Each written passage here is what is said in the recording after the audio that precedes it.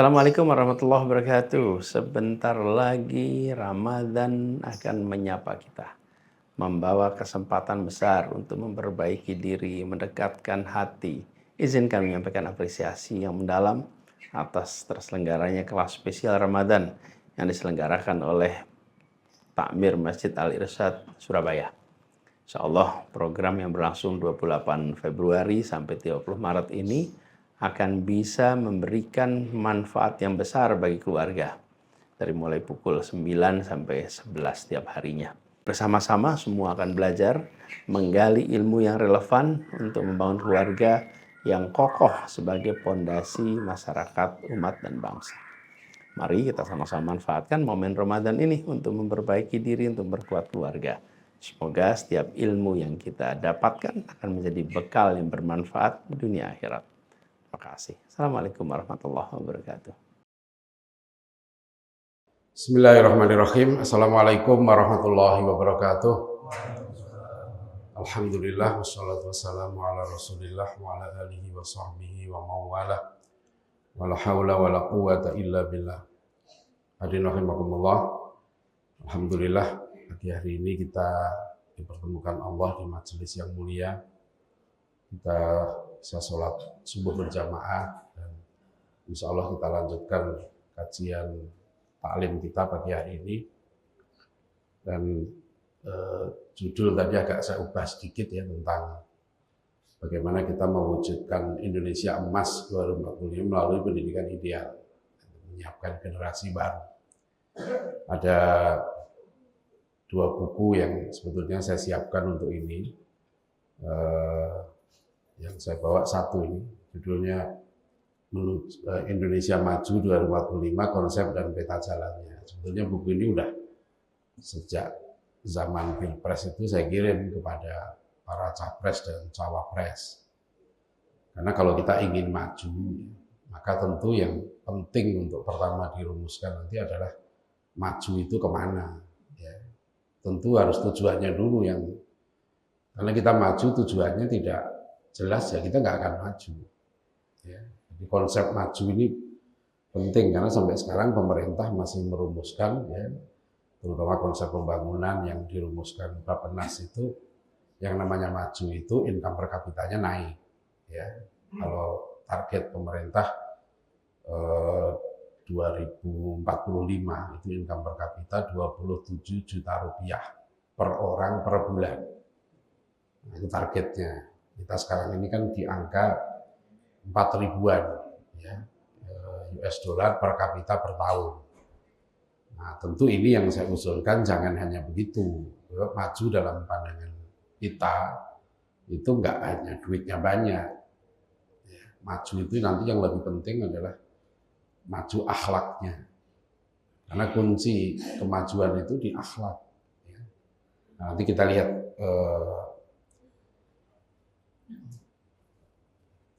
nah, seperti ini.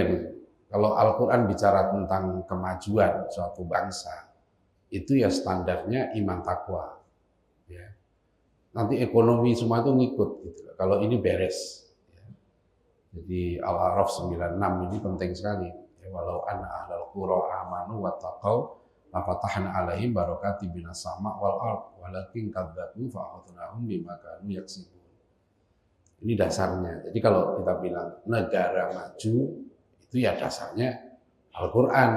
Negara yang masyarakatnya beriman dan bertakwa. Nah ini yang problem nanti, karena sejak zaman saya sekolah SMP pun sudah konsep kemajuan itu nggak seperti itu. Maju itu negara maju, negara yang income per kapitanya tinggi. Nah, itu udah bermasalah itu. So, nanti orang yang jadi pejabat, dia menerapkan apa yang di sekolah dia terima. Akhirnya nanti konsep kemajuan ya harus investasi dan harus menggusur. Karena memang yang diterima di sekolah pelajarannya seperti itu. Jadi kalau misalnya sekarang gini, ini kiblat kemajuan. Saya mengajak pemerintah supaya ya, kalau kita mau maju itu harus ada kiblatnya. Ya, yang maju itu negara mana? Sebab kalau enggak ya akhirnya kita akan menjadikan model ya negara sekarang ini mesti negara-negara barat. Ya, sekarang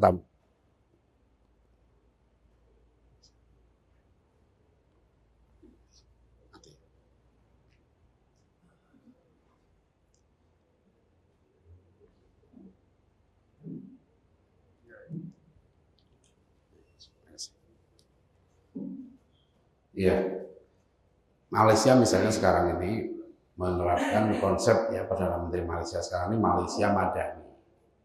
Saya diundang ini presentasi saya di Sabah Oktober ya 2 tahun lalu tentang ciri masyarakat Madani. Kita mesti merujuknya ke Madinah karena negara Nabi, negara Madinah itu negara terbaik yang pernah ada di muka bumi ini. Ya, jadi kalau kita mau kiblat pembangunan kita kemana, menurut saya seharusnya kita kiblatnya Madinah. Dengan 10 ciri masyarakat Madinah ini masyarakat unggul, masyarakat terbaik. Ya. Pertama, budaya literasinya terbaik. Rasulullah SAW itu dalam waktu yang sangat singkat berhasil mengubah bangsa Arab dari bangsa yang nggak mengenal budaya tulis menjadi bangsa yang literasinya terbaik. Sahabat Nabi itu orang-orang yang haus ilmu dan haus menulis. Ya, sampai orang-orang yang sangat miskin dan kelaparan seperti Abu Hurairah radhiyallahu anhu. Beliau kan ahlus sufah. Di Masjid Nabawi itu Abu Hurairah pernah pingsan karena kelaparan. Tapi orang-orang yang miskin dan lapar itu di ahlus sufah itu mereka orang belajar semua tuh. Salman Al-Farisi. Mereka orang yang ahli ibadah, ya, senangnya jihad, budaya literasinya tinggi dan budaya tolong-menolongnya tinggi. Jadi kalau kita membangun masyarakat terbaik, masyarakat maju, substansinya itu yang penting apa? Orang yang cinta ilmu, ya. Kedua, akhlaknya terbaik. Ya. Ketiga, keadilan ditegakkan. Keempat, kesadaran hukum sangat tinggi. Masyarakat Madinah itu yang zina saja datang pada Rasulullah minta dihukum. Ya. Kemudian budaya anti korupsi dan anti minuman kerasnya tinggi sekali. Ya. Rasulullah memberantas. Nomor 6, budaya tolong menolong sangat tinggi. Sahabat Nabi itu kalau kita baca dalam sirah Nabawiyah yang luar biasa mereka. Ya, mereka mendahulukan kepentingan saudara. Ya, ketujuh, fisiknya, kesehatannya sangat baik. Karena Rasulullah memang diperintahkan Al-Anfal 65 mendidik generasi terbaik. Cirinya itu 20 orang mukmin bisa mengalahkan 200 orang kafir. 100 orang mukmin mengalahkan 1000. Ya ayyuhan nabi kharridil mu'minina al-qital iyyakum minkum isruna sabiruna yakhliqu mi'atain wa iyyakum minkum mi'ah yaghlibu alfan min alladziina kafaru fa innahum qaumun la yafqahun. Ya. Jadi Rasulullah itu mendidik sahabatnya kualitasnya. Sahabat Nabi itu fisiknya itu 10 kali lipatnya orang Romawi. Selemah-lemahnya dua kali. Makanya saya mendorong sekolah-sekolah itu jangan bela diri, masuk ekstrakurikuler, itu kurikulum wajib. Ya. Di mana-mana begitu, Singapura itu wajib militer. 15 tahun juga anak Singapura ya sudah latihan perang. Singapura, Israel, Korea, ya, Thailand wajib militer. Kenapa bangsa-bangsa ini tahu? Memang bukan hanya sehat, ya, rakyatnya harus kuat. Cina juga begitu. Jadi karena presentasi saya di Malaysia saya tambahin, tak takut banyak anak dan berkualiti. Maksudnya bangsa Melayu itu sekarang juga itu banyak yang anaknya dikit-dikit. Singapura sekarang pening karena mulai statis pertumbuhan penduduk. Rasulullah perintahkan banyak anak, tapi berkualitas, bukan hanya banyak. Ya, kalau anak banyak nggak berkualitas bahaya itu, karena manusia yang nggak berpendidikan baik, dia lebih berbahaya dari hewan. Jadi Rasulullah itu bangga dengan jumlah banyak. Jumlah banyak penting, tapi harus ku anfusakum wa ahlikum nar, karena bukan hanya banyak. Ya. Saya nggak tahu ya, saya belum ketemu hadis Rasulullah nyuruh perbanyak istri belum. Yang saya tahu perbanyak anak. Ya. Jadi berarti itu istri soal teknis, nggak usah dibahas. Yang penting banyak dan bermutu. Jangan apa namanya, nah, apalagi sudah sedikit tidak bermutu, lebih parah lagi. Jadi sudah banyak dan bermutu. 9, keteladanan pemimpin. Nah, ke-10 bervisi akhirat. Ya, kenapa mereka berhasil membangun masyarakat ideal, masyarakat suka tolong menolong? Karena visinya akhirat. bukan sekuler, bukan berhenti di dunia. Nah itu jadi kalau kita membangun negara kita maju, menurut saya ya ini harus dipenuhi karena nanti Madinah itu terbukti. Kita ingat ya kalian ya, Rasulullah itu diutus mulai turunnya wahyu itu 610 Masehi. Mendidik sahabat 13 tahun di Mekah, 622 Masehi hijrah. 632 Rasulullah wafat. 636 umat Islam sudah mengalahkan Romawi, merebut kota Yerusalem. Jadi dari turunnya wahyu sampai merebut kota Yerusalem itu hanya 27 tahun. Artinya apa? Berarti umat Islam waktu itu kekuatan terbaik, super power. Nggak sampai 30 tahun. Ya. Jadi itu menunjukkan bahwa Rasulullah itu berhasil. Dan ini contoh ya, buku yang bagus, model kebangkitan umat Islam yang diterjemahkan Ustaz Asep Sobari beliau waktu kuliah di Madinah. Guru besarnya menyarankan baca buku ini. Hakadha Dhaharu Jilu Salahuddin wa hakadha adat ala Qudsur. Nanti model kebangkitan. Ya, ini memang atas saran saya nih supaya Ustaz Asep mengubah judul, beliau terjemahkan judul sebelumnya bukan itu judulnya. Karena judul buku ini, judul asli buku ini Hakadha Dhaharu Jilu Salahuddin wa hakadha adat ala Qudsur. Demikianlah bangkitnya generasi Salahuddin dan demikianlah kembalinya kota Yerusalem. Jadi kota Yerusalem itu direbut kaum muslimin 636 Masehi. Ya, baru lagi nanti direbut pasukan Eropa itu 1099. Jadi berapa ratus tahun umat Islam memimpin Yerusalem. Nanti pasukan Eropa hanya menguasai Yerusalem 88 tahun. Tahun 1187 umat Islam merebut lagi dengan Salahuddin. Nah, buku ini bagus sekali karena penulisnya pakar pendidikan, ya, Dr. Majid Irsal Al-Gilani, dan detail menjelaskan sebab-sebab kenapa umat Islam waktu itu, ya, tahun 1099 itu umat Islam umat paling pintar di dunia. Umat Islam itu memimpin sains 700 tahun. Ya, sains dan teknologi itu dipimpin 700 tahun. Ada film bagus 13 menit, 1001 Invention. Saya waktu 2010 ke Inggris menghadiri pameran sains Islam yang dibikin oleh Profesor Salim T. Hasani dari Manchester University. Itu menggambarkan bagaimana umat Islam dulu memimpin sains itu 700 tahun. Ya, jadi, nah uniknya ketika Eropa tertinggal 600 tahun di belakang umat Islam, justru waktu itulah umat Islam kalah. Yerusalem dikuasai selama 88 tahun. Nah, buku ini menggambarkan apa sebab kekalahan umat Islam. Umat yang paling pintar, umat paling kaya, umat paling maju sains dan teknologinya, tapi kok kalah melawan bangsa yang biadab. Ini nanti terulang kembali. Baghdad, ya, Baghdad 1258. Baghdad dikalahkan oleh bangsa yang paling biadab waktu itu, yaitu bangsa Mongol. Tapi itu sebentar saja, karena bangsa yang kuat militernya, ya, tapi nggak kuat peradabannya, nggak kuat ilmunya, dia nanti berhasil mengalahkan, tapi nggak lama. Dan dia nggak membangun peradaban baru, karena dia peradabannya lebih rendah.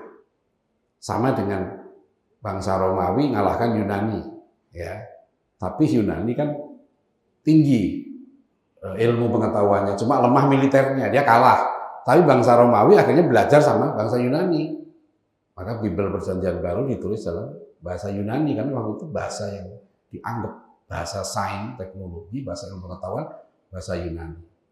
Belanda menjajah kita ratusan tahun. Ini berat karena Belanda membawa peradaban tinggi. Peradaban barat sekuler yang dibawa Belanda itu tinggi. Makanya meskipun penjajahnya udah pergi, tetap sistem pendidikannya kita pakai. Sistem pendidikannya, hukumnya, ekonominya, politiknya kita pakai karena memang dia peradaban tinggi. Meskipun ini zolim, ya, tapi karena dia sains teknologinya tinggi, dia pakai.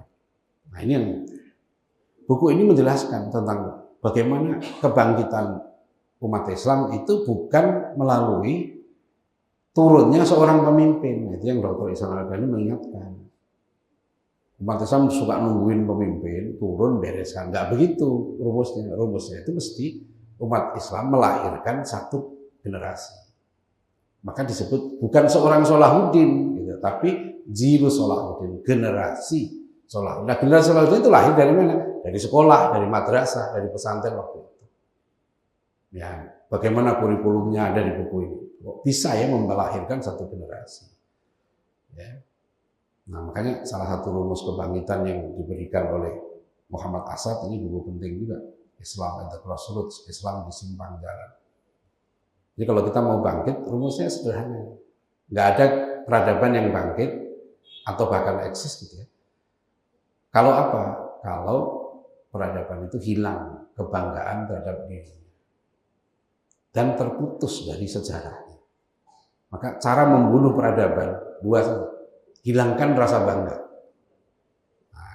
Nah, itu nanti pendidikan Barat yang kita pakai ini. Dampak yang paling besar kita terima sebagai bangsa nanti apa? Kita bangsa minder, nggak percaya diri lagi. Nanti nggak percaya bahwa kita itu bisa, kita kalah. Nah ini yang nanti saya sebut. Menurut saya problem berat ini di kalangan umat Islam sendiri itu nggak pede, nggak percaya. Kenapa nggak percaya? Karena dia sudah dicekoki oleh faham-faham yang membuat mereka minder. Ya, jalan kebangkitan nanti nggak bisa karena dia nggak merumuskan jalannya sendiri. Ini Muhammad Asad itu seorang tokoh Yahudi yang akhirnya masuk Islam. Bukunya banyak terjemahkan dalam bahasa Indonesia, termasuk dia nulis tafsir juga. Jadi, nah kita di sekalian punya waktu yang sangat strategis sekarang. Dari 2045 kita punya waktu 20 tahun. Ini sama dengan masa Rasulullah SAW bertugas sebagai Nabi 23 tahun. Jadi kalau kita mau melahirkan generasi yang unggul 2045, ya, maka dari sekarang jangan salah didik. Terutama anak-anak yang sekarang 15 sampai 20 tahun. Sebab yang sekarang ini itu dia akan jadi 20 tahun lagi gitu. Ya. Jadi kalau salah arah, salah didik bahaya. Kita harus belajar dari pengalaman, sejarah, dan kita harus melihat masa depan. Generasi, dan ini ada semua dalam Al-Quran. Generasi 554, generasi Ali Imran, ya, 110, kuntum khaira ummatin ukhrijat linnas, ta'muruna bil ma'ruf wa tanhauna 'anil munkar, ya. 5 ciri generasi unggul Al-Maidah 54. Adillatin 'alal mu'minin, a'izzatin 'alal kafirin, yujahiduna fi sabilillah wa la yakhafuna lawmata laim. Ya, 4 ciri. Nah, itu harus pertama 5 itu yuhibbuhum wa yuhibbunahu. Allah cinta mereka, mereka mencintai Allah. Ya, generasi yang unggul ini. Kemudian yang kedua, adillatin 'alal mu'minin, berkasih sayang sama mukmin. Ketika a'izzatin 'alal kafirin, dia punya sikap pride, ya, dignity, bangga sebagai orang muslim, ya. Yujahiduna fi sabilillah, selalu berjuang di jalan Allah, dan wala yakhafuna lawmata laim. Maka kalau kita lihat rumus kebangkitan tadi itu, sebetulnya yang paling penting itu pertama rumuskan tujuan. Ya. Karena waktu ini presentasi saya waktu dengan Profesor Fasri Jalal, ya, beliau mantan wakil Mendikbud dulu, ya, pernah jadi Dirjen Pendidikan Tinggi, ya. Karena ada sekalian ini pemerintah, ya, masih menggunakan konsep bahwa maju itu berhenti di ekonomi. Padahal seharusnya kita kalau kembali kepada lagu Indonesia Raya itu harusnya bangunlah jiwanya, bangunlah badannya. Ya, baru setelah itu bangunlah jalan tolnya, ya, bangunlah jembatannya, ya, bangunlah bendungannya, bandaranya. Tapi kalau jiwanya nggak dibangun, ya, nanti aspalnya dimakan, semennya dimakan, karena jiwanya nggak dibangun dulu. Itu pendiri founding fathers negeri kita ya. Itu canggih sebetulnya. Bangunlah jiwanya, bangunlah badannya. Nah sekarang jiwanya apa yang dibangun? Bangun jiwanya tazkiyatun nafs. Nanti kunci segala kemenangan, kesuksesan itu qad aflaha man zakka wa qad khaba man dassaha.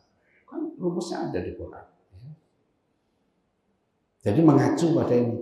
Jadi kalau kita mau Indonesia maju ini, maju kemana? Modelnya mana? Madinah harusnya. Dan kita harus berargumen ini pada para pemimpin kita, ya mau terima nggak mau silahkan. Tapi kalau Anda nggak mau terima ini ya silahkan. Ya. Yang kedua, konsep kemajuan itu mesti dimulai dari lahirnya guru. Itu yang Pak Nasir bilang, kemajuan suatu bangsa ditentukan ya, oleh sekelompok guru yang suka berkorban untuk bangsanya. Itu sebenarnya teori universal. Bangsa mana saja yang mau maju, mesti gurunya terbaik. Ya. Jadi kalau kita melihat tokoh nih, hebat nih, Salahuddin hebat begini-begini. Salahuddin itu gurunya siapa? Ya, salah satu guru beliau yang hebat namanya Al-Hafidh Ibnu Asakir, penulis Tarikh Damaskus. Ya, itu pendiri madrasah hadis pertama di dunia Islam, Al-Hafidh Ibnu Asakir. Ya, itu cucu muridnya Imam Al-Ghazali. Ya, nanti kalau kita dalam sejarah, semua itu, ya, misalnya Muhammad Nasir jadi tokoh hebat, ya gurunya, dia sebut gurunya 3, Haji Agus Salim, Syekh Surkati, dengan satu lagi Ahmad Hasan, Ahsan. Kita bilang Hamka, Hamka itu hebat, gurunya ayahnya sendiri, Haji Abdul Karim Amrullah. Dia ke Pekalongan nanti, umur 16 tahun, dididik oleh kakak iparnya, Buya Sultan Mansur. Beliau belajar tafsir dengan Ki Bagus Hadi Kusumo, belajar pergerakan politik dengan Cokro Aminoto. Ya, itu Hamka umur 16 tahun tuh, pergi ke Jawa. Jadi kita banyak, Soekarno 15 tahun oleh bapaknya Raden Sukemi dititipkan ke Cokro Aminoto di Jalan Panel, Surabaya.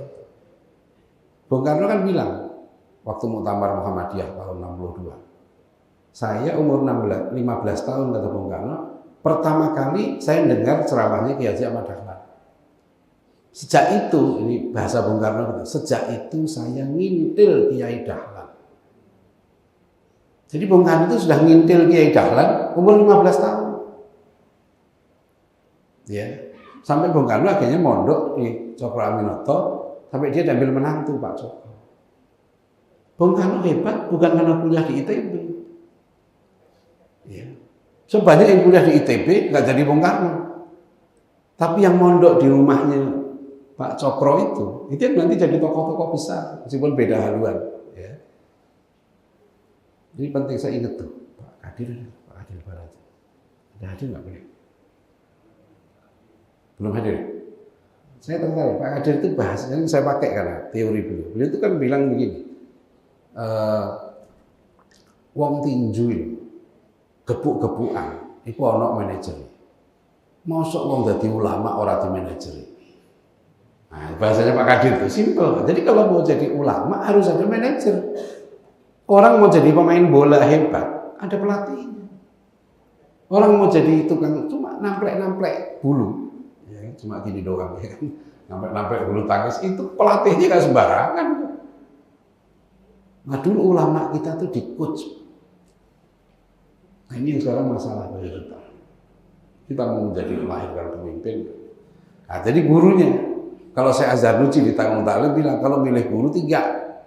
1 yang paling pinter, 2 yang paling zuhud, paling warok, ya, paling hati-hati dalam mengerjakan sesuatu supaya nggak terjatuh dalam yang haram.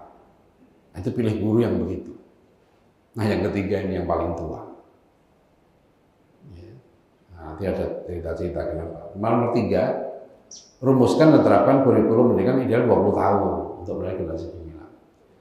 Nah, ini kan konsep. Nah, saya pribadi gitu kan, sementara diamanai anak 7. Saya coba untuk gimana ya menerapkan. 2014 saya riset 3 bulan di Kuala Lumpur. Terus kemudian kami coba menerapkan di pendidikan di pesantren kami, ya, pesantren At-Taqwa. Kami coba dengan sangat sederhana. Nah, konsep ini kami bisa nggak ya melahirkan kembali orang-orang seperti Muhammad Nasir, Hamka, gitu ya.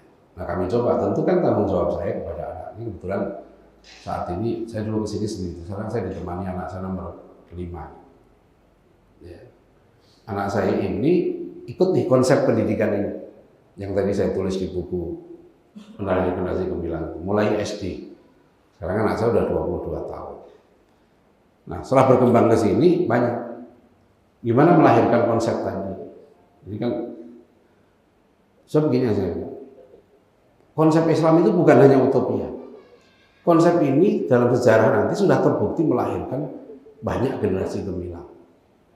Makanya kita coba, ya, alhamdulillah. Sejauh ini menurut saya lumayan. Ya, nanti saya minta anak saya Fatimah Dini untuk menceritakan sejarah, karena ini menjadi salah satu. Kami ada beberapa murid angkatan dia sekarang udah, ini Azam ini sudah lulus S1. Karena saya punya konsep ini, sampai S1 anak itu kami didik sendiri sampai S1. Ya. Tapi yang pinter-pinter saya bilang ke orang tuanya, kita didik dia jadi bukan S1 cita-citanya, langsung dokter. Jadi saya nggak bicara ini anak pinter nih, kamu nanti jadi S1, enggak. Saya langsung bicara dia pinter, umat butuh ilmu apa? Umat butuh ilmuwan ini. Nah, kamu tuh targetnya jadi ilmuwan tingkat dokter. Bahkan di satu Islamic Boarding School saya bilang pemimpin umat ke depan itu paling enggak punya 2 gelar dokter. Satu di bidang sains, satu di bidang ulumuddin. Itu gambaran formalnya, ya. Tidak harus begitu, tapi dia harus menguasai dua ini. Menguasai turaf, ulumuddin, sekaligus menguasai realitas, termasuk sains dan teknologi dan sekarang. Makanya yang paling diperlukan di era sekarang, apalagi era internet sekarang ini ya, AI adalah pembelajar. Ya. Dan kita lihat, ini sebenarnya program pemerintah sudah mengingatkan ini.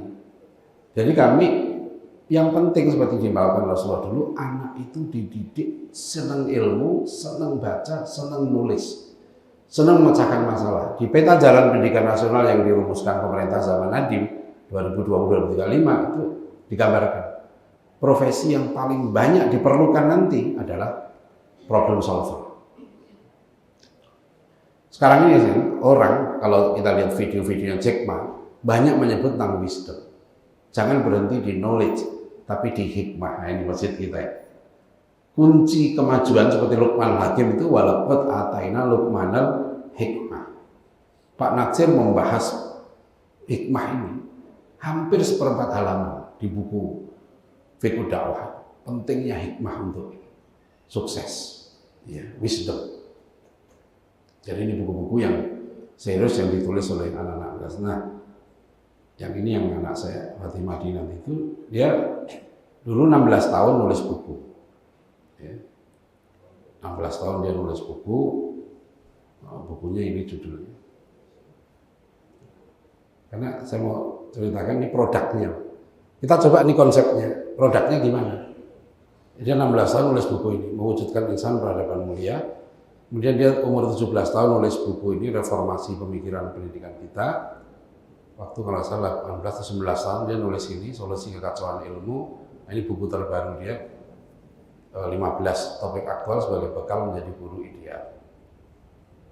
Nah, budaya literasi yang kita tanamkan pada anak-anak ini sejak SD. Sejak SD itu sudah anak dilatih gimana senang baca. Ya, senang baca, senang nulis, dan dia sehari-hari sebagai guru. Ya, karena menjadi guru itu nggak mudah. Ya, guru itu harus dilatih betul keikhlasannya, kesungguhannya, budaya ilmunya. Ya. Nah, itu nanti sebentar nanti saya minta untuk namanya Fatimah Dini jelasin apa sih membangun budaya literasi, karena ya banyak kemarin minggu yang lalu dia ngisi di SMA di Baitul Izzah di Nganjuk. Ya, umur 17 tahun dia mengisi kuliah umum di Kalimantan. Ya, ganti saya waktu itu untuk mahasiswa baru, pernah di Pekanbaru, di Dili Timur ngisi tentang Islamic worldview. Ya, jadi saya punya keyakinan ya, kalau kita menerapkan konsep yang dicontohkan Rasulullah SAW itu insya Allah bisa. Ya, memang tantangannya nggak mudah. Nah ini ya. Nah singkatnya, Indonesia ini bisa bangkit nggak? Insya Allah ekonom-ekonom dunia, saya ketemu dengan termasuk ekonom Malaysia gitu, memang memperkirakan Indonesia 2050 itu akan menjadi kekuatan ekonomi keempat terbesar di dunia. Hanya ya teman di Malaysia itu bilang, cuma waktu itu umat Islam ada di mana? Kalau dari segi PDB, produk domestik brutonya, pangsa ekonominya, memang Indonesia ini potensinya besar.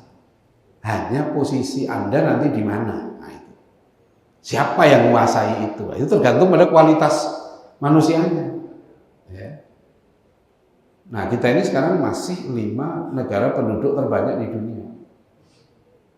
Jadi jumlah penduduk itu penting, ya, karena terbesar nanti ini India, Cina, Amerika, Indonesia. Jadi, nah jarak kita dengan Amerika ini nggak terlalu jauh. Kalau kita ngejar India kan susah, Cina 1,4 miliar, nah Amerika 300 juta. Nah kita udah di angka 280 juta. Jadi ini harus ada program untuk percepatan. Nah ini orang konsep pembangunan sekarang nggak percaya nih. Ya, mereka selalu bicaranya kurangi. Saya udah keliling Indonesia. Ya, alhamdulillah 2-3 provinsi yang saya belum. Itu luar biasa potensi kita. Misalnya ya, Kepulauan Riau saja, pulaunya itu 2.400. Yang dihuni sekarang hanya 300 pulau. 2.100 pulau itu kosong. Penduduk Kepri itu hanya 2 juta. 1,2 juta tinggal di Pulau Batam. Ya, 600.000 tinggal di Tanjung Pinang. Nah, bayangkan tuh. 200.000 tinggal di Tanjung Pinang. Jadi 600.000 tersebar di 300 pulau. Yang kedua potensi religiositas. Kita luar biasa. Bangsa kita ini termasuk bangsa paling religius dari berbagai survei. Ya. Ini unik sama orang Indonesia ini. Kalau ditanya agama penting, 93% menjawab agama sangat penting. Inggris, Prancis, Jerman, Jepang 10%. Cina hanya 3%. Israel 36%. Jadi kita religiositas, kita potensi. Tapi korupsi tinggi. Nah, itu unik kan. Bilangnya agama penting, tapi korupsi jalan terus. Ya sekarang pertanyaannya gini ya. Bagaimana orang korupsi mengatakan agama tidak penting, dengan korupsi mengatakan agama penting, lebih bagus mana? Kan kita bilang bagusnya dia bilang agama penting tapi nggak korupsi. Ini pilihannya bukan itu masalahnya. Nah kemudian potensi sejarah. Kita itu alhamdulillah di tengah perbedaan masyarakat kita dalam sejarah dulu, terutama antara Islam dengan sekuler, itu selalu terjadi dialog. Saya tulis buku khusus. Bagaimana tokoh-tokoh kita dulu berhasil membangun dialog. Nah presiden kita ini Pak Prabowo punya keinginan supaya Indonesia jadi bangsa yang besar. Bukunya ini paradoks. Ya. Ini cita-citanya betul nih kalau ini bagus, ya harus jadi bangsa yang kuat. Hanya sekarang gimana caranya? Nah ini yang perlu ya kita memberikan masukan pada beliau. Kelemahan kita di mana Pak? Di akhlak. Ya. Dari 20 negara paling bahagia di dunia gitu ya, Finlandia ini kenapa dibilang negara makmur? Karena kejujuran. Lihat, Finlandia itu negara makmur bahagia. Kenapa? 3, sering menghabiskan waktu di alam, mengutamakan kejujuran dan tidak membandingkan diri dengan orang lain. Nah, itu. Nggak suka pamer, nggak suka flexing. Budaya Finlandia itu gitu, nggak suka banding-bandingkan. Maka dia orang yang resah kan yang suka banding-bandingkan sebenarnya. Saya teruskan ya. Korea Selatan misalnya, apa sih buat Korea Selatan? Kerja keras, etos kerja. Kita ini harusnya lebih unggul dari Korea Selatan kerjanya itu. Gitu. Ada profesor yang ITB waktu ngisi kuliah dengan saya di Solo bilang dia ketemu temannya di Korea Selatan. Ya. Dia didik mahasiswanya gini, kalian jangan malas seperti orang Jepang. Jadi luar biasa, berani mengatakan orang Jepang itu malas. Nah, dia ngalahin Korea kan gitu aja. Jadi sekarang kalau kita mau menang, mana yang kita bilang malas? Ya, Korea malas gitu ya. Ya udah, kita unggul. Nah, doa Rasulullah begitu, Allahumma inni a'udzubika minal ajzi wal kasal. Sebetulnya kan Rasulullah itu udah ngasih konsep, ngasih contoh. Ya, saya punya mahasiswi umur 67 tahun. mahasiswi saya sudah profesor, ahli pangan. Dia ngambil doktor lagi bidang pendidikan. Disertasi doktornya judulnya Pendidikan Akhlak Makan Rasulullah SAW. Dia meneliti pola makan Rasulullah dan apa yang dimakan. Kenapa Rasulullah itu fisiknya paling kuat, sahabat-sahabat Nabi itu hebat? Ya karena memang dilatih. Ya. Salah satu kelemahan kita lagi Pak, soft skill. Ini pengakuan dirjen vokasi. Kenapa banyak lulusan SMK yang nganggur? Hanya fokus hard skill. Nah sekarang baru nih ya, saya dengerin soal deep learning ini, ada guru SMK bilang harus berubah. Tekanannya di soft skill. Cuma soft skill ini susah. Nah ini penting. Masalah kita ini apa Pak? Munafik. Nah itu ciri manusia Indonesia itu kata Muhammad Lubis. Problemnya itu. Ciri utama manusia Indonesia itu munafik. Apa yang dikatakan beda dengan yang dikerjakan. Dan lain-lain ya, enggan bertanggung jawab. Ini riset yang dipaparkan oleh Profesor Satrio Sumantri. Waktu itu kami diundang ke MPR, roundtable discussion 20 Oktober 2017, pas saya duduk di samping kanan Profesor Satrio ini sekarang Menteri Pendidikan Tinggi, beliau mengungkapkan ini loh 460 perusahaan. Ternyata problem, ini ada video yang baru juga beliau. Problem karyawan kita itu apa? 92% lemah membaca. Ini persepsi CEO-nya. Jadi pimpinan perusahaan itu ditanya tentang karyawannya. 90% lemah menulis, 80% lemah etos kerja, 83% lemah komunikasi, 82% lemah kemampuan bekerja dalam tim. Maka beliau kan bilang nanti kurikulum pendidikan tinggi 60%-nya soft skill. Kita lemah di sini. Nah ini nanti sekalian, sebetulnya ada semua pada konsep kita. Rasulullah udah menanamkan ini sebenarnya. Kejujuran, kerja keras, tidak malas, optimis, ya nggak boleh lemah, suka menolong, teamwork, kerjasama, ada semua konsepnya di kita. Ya. Nah sayangnya, ya sekali lagi gitu ya, di lembaga-lembaga kita masih berat. Yang berikutnya ada konsep global.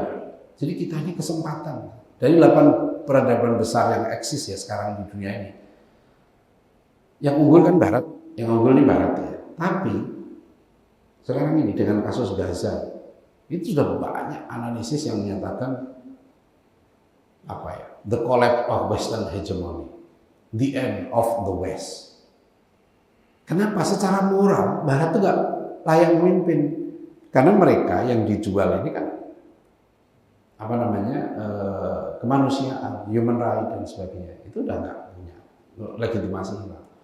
Nah kita punya konsep yang sudah abadi, ya. Konstitusi kita juga mengatakan begitu. Konstitusi kita ini, Pak, bagus banget nih. Pemerintah mengusahakan dan menyelenggarakan satu pendidikan nasional yang meningkatkan keimanan dan ketakwaan serta akhlak mulia. Saya WA berapa kali kepada Pak Menteri kita, ya, Pak. Beliau kan tokoh pendidikan juga, Profesor Abdul Mukti. Saya usul pada beliau terakhir karena saya lihat konsep pendidikan ini ada lagi ganti menteri gini. Saya usul beliau, udah Pak, bikin saja pemerintah satu contoh sekolah udah. Dibikin 6 profil pelajar Pancasila. Sudah pemerintah bikin satu sekolah yang betul-betul bisa melahirkan 6 profil pelajar Pancasila itu. Beriman, bertakwa, berakhlak mulia. Kreatif, mandiri, ya, bernalar kritis, gotong royong dan sebagainya. Ayo bikin sekarang, mana kita bisa contoh itu? Nah ini problem. Padahal kita ini punya model dari zaman Rasulullah SAW sudah ada modelnya. Umar bin Khattab radhiyallahu anhu mengatakan tak ada itu ta'ala. Pendidikan itu intinya 2. Didik anak menjadi berakhlak mulia, yang kedua berilmu. Nah ilmu ini ilmu nafi'ah. Nah konsep ilmunya sudah ada. Kita itu sudah dimudahkan para ulama. Ada ilmu fardu ain, fardu kifayah. Bagaimana mengolah 2 ini sebetulnya, nanti mengatur kurikulum. Nah ini yang saya perhatikan, ya, banyak sekolah-sekolah kita yang belum menggunakan konsep fardu ain, fardu kifayah dalam menyusun kurikulum. Ya, akhirnya nggak wajib diwajibkan, yang diwajibkan malah nggak ditekankan. Ya, misalnya Sirah Nabawiyah, Rasulullah perintahkan. Ya, jelas Rasulullah bersabda begini, belum sempurna iman kamu sampai kamu menjadikan aku sebagai manusia paling dicintai, lebih daripada orang tua, anak, dan manusia yang lain. Realisasi dari ini kalau di kurikulum gimana? Kalau kita ingin anak kita berakhlak mulia, maka dia harus punya idola. Orang jadi pemain bola itu ada punya idola. Orang mau jadi ilmuwan, jadi mujahid, jadi ini harus ada idola. Nah, anak-anak kita saya perhatikan di berbagai sekolah nggak punya idola. Nah, ini nanti yang harus dibahas. Ada satu sekolah di Jakarta minta saya jadi konsultan. Setelah saya cek kurikulumnya segala macam, ya saya minta coba ini harus diubah kurikulumnya karena kita nggak bisa melahirkan generasi unggul kalau enggak. Nah, kemudian rumus itu saya mudahkan jadi TOP. Pertama kali kalau mendidik akhlak dulu, akhlak ini yang utama. Setelah itu baru ilmu fardhu ain, baru kemudian ilmu fardhu kifayah. Nah, ini ada definisi akhlak dan lain-lain. Jadi kalau model ini kita terapkan, insya Allah lahir generasi unggul. Tadi itu. Nah, problem kita itu rendah diri. Ini tokoh-tokoh kita sudah mengingatkan, hati-hati loh, Belanda itu bikin sekolah di sini untuk bikin rendah diri dan umat Islam jauh dari agamanya. Ya. Seperti ini, berita-berita peringkat pendidikan Indonesia di bawah Malaysia dan Brunei, Cina yang terbaik. Ini apa benar? Saya 2 tahun. Saya ngambil doktor di Malaysia. Ada yang Malaysia unggul, ada yang kita unggul. Gak bisa kita hanya dasarnya ranking bisa menentukan. Saya sampaikan kepada para pakar pendidikan. Ya. Jangan begitu cara mengukur pendidikan kita. Kalau orang-orang saya tanya, pendidikan kita, guru-guru di hampir semua kalau saya tanya, negara mana yang pendidikannya terbaik? Mesti jawabannya, hampir semua jawab Finlandia. Saya tanya, apa hebatnya Finlandia? Tidak semuanya unggul. Kita ini unggul sebetulnya. Ya, kita punya pesantren. Ada lagi yang bilang, kualitas pendidikan Indonesia tertinggal 128 tahun. Yang benar aja gitu. Nah, Kiai Haji Nurul sudah mengingatkan bahwa pendidikan yang dibawa VOC Belanda ini hanya akan mendidik anak-anak kita menjadi buruh. Memang konsepnya begitu. Dan pendidikan model Barat ini akan melahirkan 2 hal yang sangat berbahaya bagi masyarakat, kata Kiai Haji. 1, materialisme, 2, individualisme. Kalau ini kata beliau sudah, itulah yang menyebabkan hancurnya ketentraman dan kedamaian di dalam masyarakat. Jadi sekarang orang dibilang sukses pendidikannya kalau dia kaya. Itu yang jadi masalah.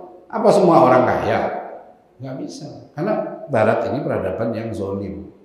Karena dia meletakkan nilai unggul. Itu bukan pada moral, bukan pada akhlak, pada takwa. Kalau kita lihat orders of thinking, 6 tingkatan berpikir. Itu kan to memorize, to understand, to apply, to evaluate, paling tinggi to create. Rasulullah SAW mengajarkan yang paling tinggi bukan dia menciptakan inovasi, yang paling tinggi dia bermanfaat, to contribute. Jadi ini paling tinggi, dia berhasil menemukan vaksin, temuan-temuan teknologi dan sebagainya, tapi bermanfaat enggak? Ya. Dia jual pada siapa itu temuannya itu? Ya. Islam meletakkan standar kemuliaan pada yang bermanfaat. Nah, inilah yang Pak Nasir ingatkan ya, dan sekarang ini penting sekali karena sekarang ini saya sudah keliling ke ratusan pesantren sekolah. Sampai sekarang sekolah-sekolah kita SMA itu masih mendasarkan prestasi tertinggi dari sekolah itu adalah berapa persen muridnya diterima di PTN. Tapi sekolah-sekolah ini nggak punya konsep. Kalau murid-murid kami diterima di PTN, dididik dengan benar nggak? Hanya diterima PTN itu berat. PTN itu bagus, saya tidak mengatakan apa-apa, saya 5 tahun saya ngajar di Pasar UI. Bagus. Masalahnya mahasiswanya banyak, mahasiswanya puluhan ribu. Gimana didiknya? Anak-anak mahasiswa ini perlu pembangunan jiwanya, adabnya, akhlaknya, bukan hanya skillnya. Ya. Nanti jangan lihat kalau anak saya 3 kuliah di PTN, saya juga di IPB. Zaman saya kuliah dulu dengan zaman sekarang udah jauh. Sekarang sekitar 60% rata-rata kuliah itu online. Dan anak sudah sibuk dengan gadget. Dulu saya aktif di senat, di mahasiswa. Jadi dulu saya kuliah PTN betul. Tapi saya banyak mendapatkan keterampilan, ilmu, wawasan, bukan hanya di kampus. Nah ini, maka Profesor di Harvard University sudah memperkirakan di Amerika 15 tahun lagi separuh kampus bangkrut, tutup. Di Malaysia ini 71,2% lulusan SMA nggak mau kuliah. Di Korea diperkirakan nih, dalam 25 tahun ke depan setengah universitas tutup. Sama kayak mall nasibnya. Nah nanti yang menariknya, kita punya konsep pesantren. 2017 saya tulis artikel, nyantri atau mati. Pesantren bukan hanya dalam arti dia mondok, boarding, tidak. Tapi konsepnya.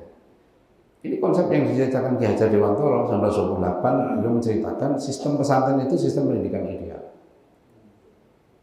Sekarang misalnya, Masya Allah, sejak undang-undang pesantren diterapkan, jumlah pesantren kita sekarang itu 41.000 lebih yang terdaftar di Kemenak. Dalam berapa ini? 5 tahun ini, 11.000 bertambah. Jadi saya hitung rata-rata terakhir nih, rata-rata setiap hari ada 7 pesantren baru yang terdaftar di Kemenak. Maka saya merumuskan harusnya pesantren yang ideal, lembaga pendidikan ideal itu punya 6 rukun. Ini kalau kita lihat dari Al-Sufah zaman Rasulullah, ya, ada keteladanan kiai atau guru. Ya. Jadi namanya pesantren itu bukan hanya ada, harus ada keteladanan. Dan kedua penanaman adab atau akhlak mulia menjadi yang utama. Jadi kriteria terpenting pendidikan kita harus akhlak. Anak itu jujur, cinta ilmu, hormat guru, adab sama orang tua, dia tidak malas, tidak sombong, ya, tidak pendengki. Nah itu sukses, itu dijamin, Allah yang menjamin. Kemudian ada tafaqquh fiddin, ada penanaman ruh dakwah, jiwa dakwah, pembekalan kemandirian, pembekalan pemikiran kontemporer. Ini beberapa buku. Nah, jadi ini kalau konsepnya kita punya peluang, kita punya konsep, kita punya kesempatan. Nah terakhir saya minta Fatih Madini anak saya untuk menjelaskan sedikit tentang bagaimana membangun literasi. Ini spesialisnya dia. Nah anak saya ini Pak dari SD, SMP, SMA di Pondok sampai S1. Sekarang kuliah di Sekolah Tinggi Ilmu Dakwah Muhammad Atsy. Ya, saya bilang ke dia, kenapa? Ya karena pintar. Kalau kamu pintar, nanti kuliah. Kakak-kakaknya kuliah di IPB, kuliah di UI, kuliah di... Nah, karena kami udah punya kampus sendiri, kami yakin kampus kami terbaik. Karena kampus kami melahirkan guru, melahirkan dai. Dan dai guru itu pekerjaan yang paling susah. Karena objek garapannya hati. Hati manusia itu inti dari manusia itu sendiri. Nah, jadi silakan. Ya. Maju sebentar, 10 menit aja.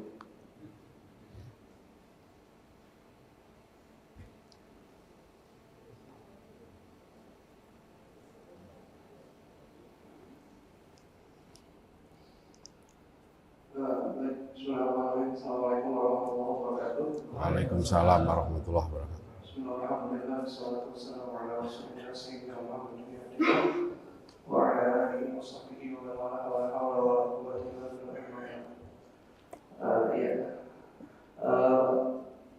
Karena waktunya udah mau pukul 6 ya, jadi sebelum perkenalkan saya Fatih Madini, usia 22 tahun, kelahiran 2002. Tadi diminta tentang literasi, khususnya buku saya yang terakhir yang warna putih.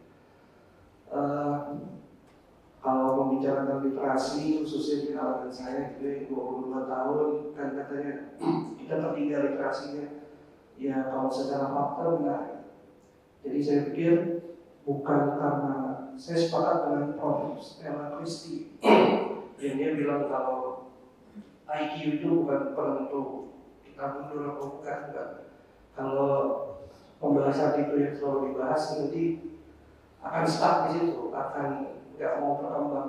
Jadi misalnya kan ada tren ya di sosial media tuh anak SMP ditanya 5 kali 3 berapa nggak tahu gitu. Kata dia bukan karena dia nggak bisa mikir, bukan, mungkin dia tidak mendapatkan pengajaran yang baik. Jadi jangan berhenti. Jadi akhirnya jadi kesannya putus asa.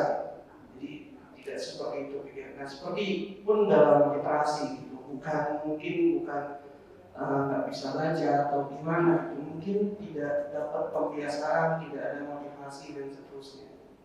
Jadi saya pikir kalau ingin meningkatkan literasi ya dalam perspektif Islam gitu, yang disebut tadi asal usulnya kenapa berhasil ya karena sejak awal kan Rasulullah waktu datang juga ayo nulis, ayo baca, nggak gitu. Di sejak awalnya nggak ayo nulis, ayo baca, nggak. Tapi yang diubah ya pikirannya.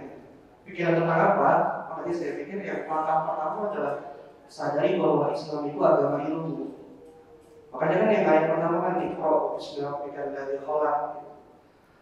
Jadi penekanannya bukan memaksa, tapi mengajarkan bahwa agama ini itu berlandaskan ilmu. Nanti peninjauan dalilnya banyak gitu. Dari Quran ayatnya ada, hadis tentang ilmu banyak sekali gitu.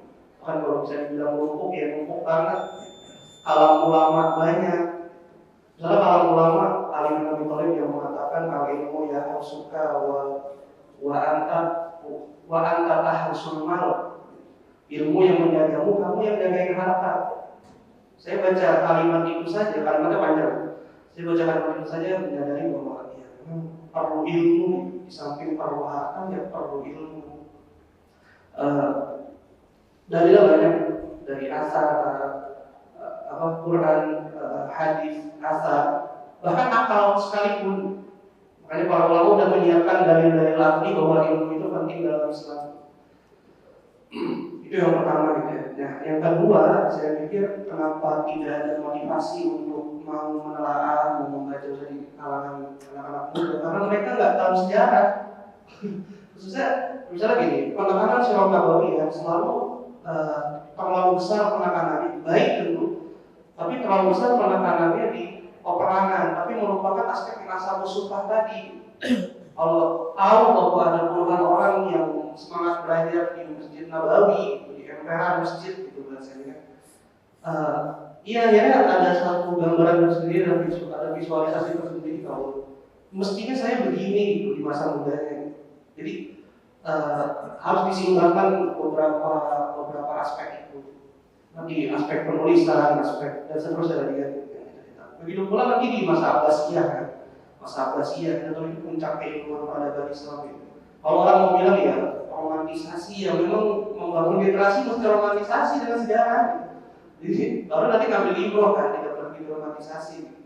Kita tahu bahwa umumnya mungkin ya generasi bapak ibu sekalian tahu Abbasiyah itu sebuah itu. Cuma mungkin yang generasi muda ini nggak tahu. Kalau misalnya di Google ada apa ya banyak sekali kan. Cuma nanti tinggal penyampaiannya bagaimana. Bahkan nanti ada satu sejarawan barat yang mengatakan bahwa we in the West all adapt to the Muslim world that can never fully be repaid. Dia sampai mengatakan bahwa kita ini orang-orang barat ini punya hutang terhadap orang-orang Islam yang sampai kapanpun hutang ini nggak akan pernah bisa kita lunasi. Maksudnya dia membacakan membahas aspek waktu periode Abbasiyah ketika ilmu pengetahuan itu membuat Barat terilhami gitu ya. Makanya kan kalau nanti kita dalami heliosentris itu geosentris menjadi heliosentris, pertengahannya ada ilham untuk menjadi heliosentris itu ada deretan ulama At-Tusi, terus Al-Battani, banyak sekali itu. Ada sekitar 5 atau 6 yang mengkritik teori geosentris. Cuma mereka tidak sampai kesimpulan heliosentris, tidak sampai utuh seperti Copernicus dan Galileo Galilei itu.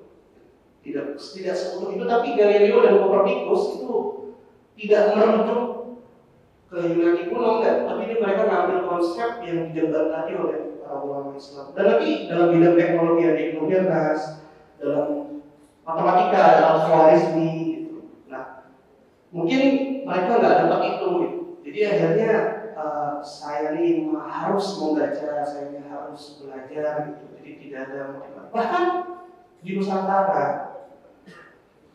Saya surkati, mendirikan tali besar. Apa fokusnya ya? Pendidikan. Dia buat ratusan sekolah. Bahkan saking perhatiannya saya surkati sama pendidikan, waktu Pak Nasir umur 20-an tahun baru lulus SMA mendirikan pendidikan Islam sekolahnya sendiri, datang ke rumah saya surkati lagi rapat kan. Saya surkati lagi rapat sama beberapa orang kawannya gitu, orang-orang Arab. Terus datang Pak Nasir mendiskusikan sekolahnya, terus ada saya surkati, ini saya perkenalkan saudara Nasir yang lebih hebat dari kita semua ya. Dengan penuh tahu dia bilang dia sedang menjalani seperti apa yang kita jalani. Dia sedang punya bahasa sekarang ya, proyek gitu ya, yang sedang kita perjuangkan juga. Jadi terus dia bilang, dan lembaga ini saya yakin akan hebat di masa mendatang. Dan benar ya, sekolahnya mana saya banyak yang benar.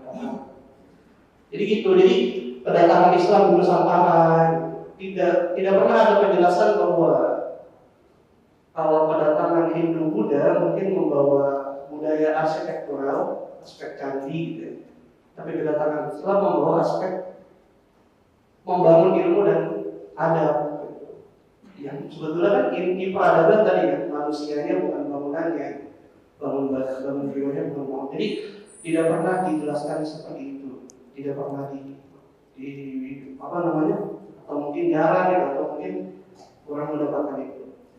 Yang terakhir aspek sejarah tadi, mungkin yang terakhir adalah saya singkat, atau yang ketiga gitu ya, saya punya selalu diajarkan gitu ya, bahwa belajar itu di mana saja dan kapan saja. Nah, problemnya adalah di mana saja dan kapan saja itu terbatas dengan formalitas. Misalnya gini, ada hadis sahabat, bukan sahabat ya, ada orang Arab Badui kencing kan di Masjid Madinah, kencing kan, terus sahabat marah kan, pengen dihajar lah itu orang kan. Terus kata Nabi, stop, jangan dihajar, nanti kan kemana-mana kan hadisnya gitu. Ya, di samping nanti mungkin ya supaya ya masa gitu sih sikapnya gitu. Nah maksudnya gini, stopnya Nabi, maksud stopnya jangan lakukan, jangan lakukan Nabi itu kan pendidikan. Pendidikan bahwa menyikapi orang yang tidak tahu tidak perlu dengan kekerasan. Nah maksudnya pikiran bahwa hal semacam itu adalah pendidikan, nah itu maksudnya. Kadang saya itu juga nggak merasa taklim kayak gini pendidikan gitu.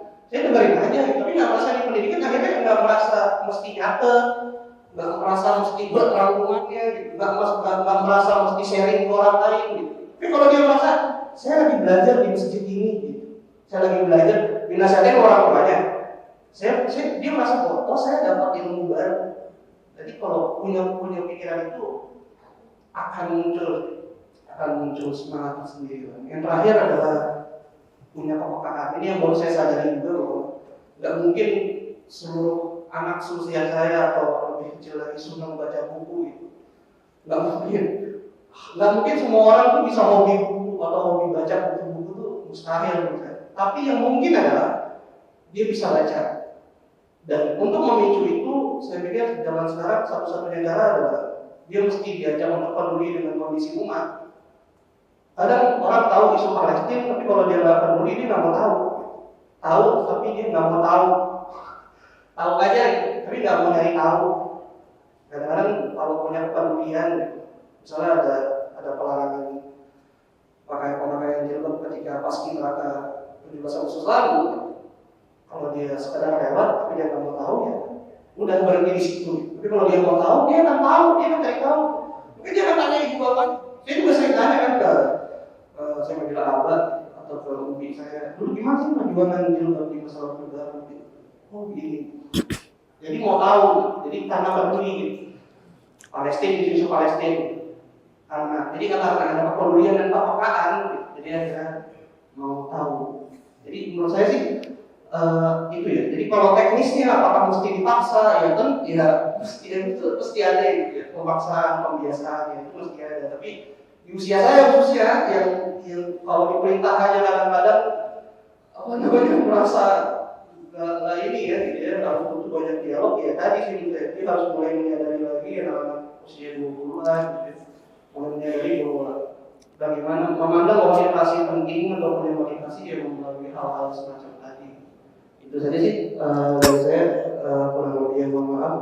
Assalamualaikum warahmatullahi wabarakatuh. Ada sedikit tambahan Pak, kalau Bapak Ibu lihat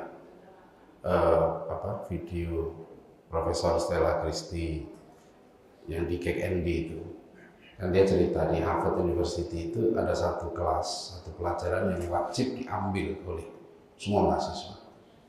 Itu adalah menulis, kelas menulis, ya, kelas writing.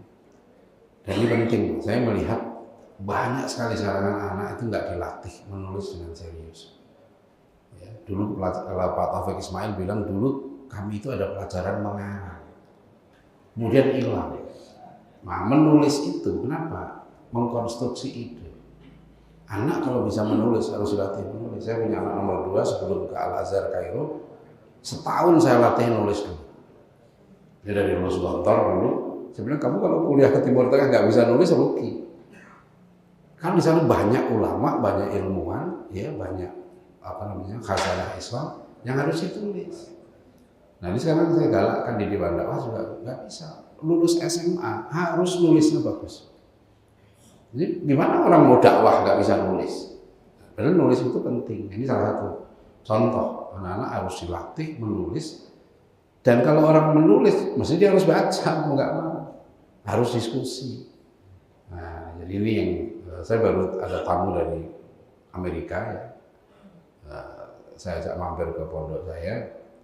Terus kami tunjukkan makalah anak-anak umur 15 tahun nulis paper dalam bahasa Inggris.